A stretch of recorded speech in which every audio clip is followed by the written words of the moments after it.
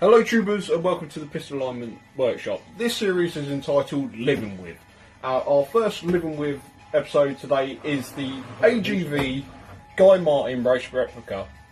This is the K3 SV model in the Britain V1000 colour scheme that he wore at some point. This is personally my helmet. I've owned it for 2 years now. I just wanted to give a bit of consumer advice and a bit of a review on this one, as this is still quite a popular helmet and you're still paying about 200 quid for it.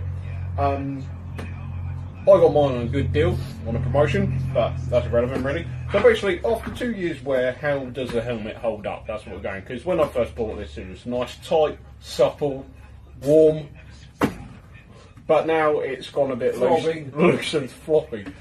So, the visor, I could do with a new visor, I must admit.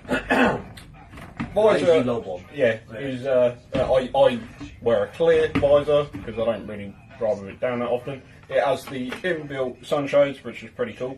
The thing I have found with these is they are pretty crap when it comes to bright sunshine.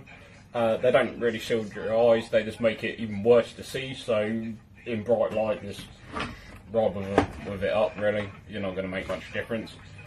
Stops the bugs though. It does stop the bugs, yeah, I must admit. Also, airflow, when you're going at speed, it does tend to push the air from around your eyes up through your nose and then hit into your eyes, so I don't think it's very good design.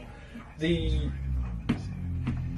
main visor, the notches on the side, when I first got this I found it very irritating. I felt it sat too high. Yeah, he's over there. I found it sat too high, but I have got used to that. That was just converting from my old helmet to this one. Now, wind noise. It has loads of it. After your head moulds into the padding, which isn't removable, it starts getting a very noisy helmet. And with everything else, it fogs up like a mother. So you can't. Mother. Yeah, so you can't see. So you're constantly lifting your visor up and down, but that's to be well expected from these things. Generally, it's quite a light helmet. I'd still like the colour scheme, it's pretty awesome. The shape as well, the chin that drops is quite good. You're right now. Yeah, I'm fine. You can talk amongst yourself. I will. Oh, bless. Knock this fucking brush over again. Oh yeah. Yeah, fuck's sake. The being of the age there it is now, the interior forehead piece does start to push against your head and hurt. So They couldn't fucking see me. you made yourself taller. Yeah. And sat on the toolbox. So I would say generally this is a good 12-month helmet. If you want something, but you're with the fashions and you renew your lead quite often, then it's the one to go for. I'm thinking about changing this pretty soon because I'm fancying a change. But it's, I wouldn't say it's AGV's best work, but it's better than your 40 quid bargain bin helmet. So there goes, tubers, a little bit of consumer advice there.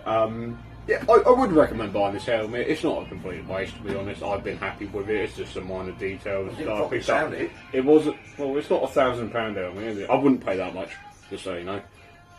So I get me a piss pot. We could do one on there and then.